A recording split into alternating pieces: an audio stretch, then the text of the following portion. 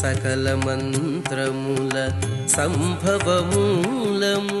శ్రీ విష్ణు రూపాయ నమ శివాయ. ప్రాసానాం ప్రభవ 973వ నామం ఇది. ఇది ప్రాసానాం ప్రభవాయ నమ అని చెప్పబడుతున్నది. ఇక్కడ ప్రాసములు అంటే ఆయుధములు అని అర్థం. ప్రభవ అంటే ఉత్పత్తి స్థానము అని, అంటే ఆయుధములన్నిటికీ ఈయన ఉత్పత్తి స్థానము అన్నారు ఇక్కడ. అందుకు ప్రాసానాం ప్రభవాయ నమ. సర్వాయుధములకి ఈయనే మూలం అన్నారు. ఆయుధము అంటే దండించున్నది. అయితే ఆయుధము జగద్రక్షణ కోసం పరమాత్మ వహించున్నది. ఇవి మనం ఆయన్ని ఉగ్రరూపమో లేదు దుర్మార్గ రూపము హింసారూపం అనడానికి లేదు, ఇక్కడ శాసన రూపము అని దీని యొక్క అర్థం. సర్వ జగత్తుని నిర్వహించేవాడని చెప్పడం కోసమే సర్వాయుధధారి అని చెప్తున్నారు ఇక్కడ. వజ్రీ ప్రాసానాం ప్రభవ. అయితే ఇన్ని ఆయుధాలు పట్టుకున్నాడు ఉగ్రుడా అంటే ముందు నామాలు గుర్తుపెట్టుకోవాలి. శోభన, సుయుక్త, తపోమయ. ఆయన శుభస్వరూపుడు, మంగళస్వరూపుడు. ఆ మంగళకర లక్షణంలో భాగంగానే వివిధములైన దివ్యాయుధములు ధరించాడు. ప్రాసానాం ప్రభవ అనొక్క నామంలో సర్వాయుధములు చెప్పడమే కాకుండా సర్వాయుధముల ఉత్పత్తి నియంత్రణ స్వామి చేతిలో ఉంది అనే అర్థాన్ని ఇక్కడ చక్కగా చెప్పారు. ఆ నామం ఎంత ఔచితీమంతంగా ఇక్కడ మహర్షి మనకు అందించారో తెలుసుకుంటే ఆ మహర్షి విజ్ఞానానికి మనం నమస్కారం చేసుకుంటాం. ప్రాసానాం ప్రభవాయ నమః అని నమస్కారం చేసుకుని 974వ నామం అవ్యయ. ఇది నమస్కారంలో అవ్యయాయ నమః అని. పరమాత్మ తత్వాన్నే అవ్యయము అని అంటారు. అవ్యయతత్వం పరమేశ్వరుడు. లోకంలో వ్యాకరణ రీత్యా కూడా అవ్యయము అని ఒకటి ఉన్నది. అంటే స్త్రీపుం నపుంసకాది శబ్దములు కాని దాన్ని అవ్యయము అంటాం. అలాగే పరమాత్మ కూడా అవ్యయుడు. అవ్యయ శబ్దం పరమాత్మకు ఏ విధంగా వర్తిస్తున్నది అనేది మహాభారతంలో ఒక శ్లోకంలో చెప్పబడుతున్నది.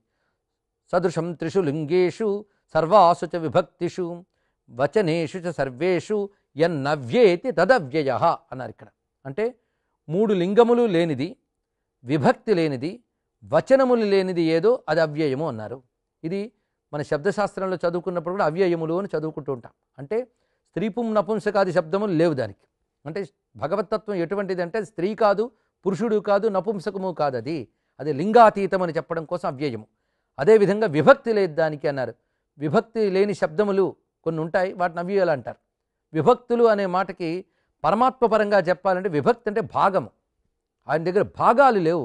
సంపూర్ణతత్వంలో భాగం చెప్పగలమా? అది అఖండము, అది ఖండము కానిది, ఒక మహాప్రకాశం అది. అందుకే అది విభక్తి లేనటువంటిది, అంటే భాగములు లేనిది అని అర్థం. మనం సముద్రంలో కెరటాలు చూస్తుంటాం. కెరటంలో భాగాలు కనబడతాయి. ఈ కెరటం చిన్నగా ఉన్నది, ఆ కెరటం పెద్దగా ఉంది అని. కెరటాలకి భాగాలు ఉన్నాయే తప్ప సముద్రంలో భాగం లేదు. జలమంతా ఒకటే అది. అలాగే పరమేశ్వరుడు విశ్వవ్యాపకుడై అవిభక్తంగా ఉన్నాడు గనక ఆయన ఈ విభక్తులకు లేనివాడు కనుక అవ్యయుడు. ఇంకొక అర్థంలో తరుగుదల లేనివాడు. వ్యయము అంటే తరుగుదల, అవ్యయము అంటే తరుగుదల లేనివాడు, తరగనివాడు పరమాత్మ. ఆ తత్వం కొంతకాలం అయ్యాక తరిగిపోయిందండి, అయిపోయింది అనడానికి లేదు. ఇందాక చెప్పినటువంటి శక్తులు వర్ణించాం కదా, ప్రాసానాం ప్రభవ ఇత్యాదులు. ఆయన సర్వశక్తులు కూడా ఎప్పుడూ తరగని విధంగా ఉంటాయి, అక్షయంగా ఉంటాయి, అనంతంగా ఉంటాయి. అనంత అక్షయ తత్వమే ఇక్కడ అవ్యయ శబ్దం ద్వారా చెప్పబడుతున్నది.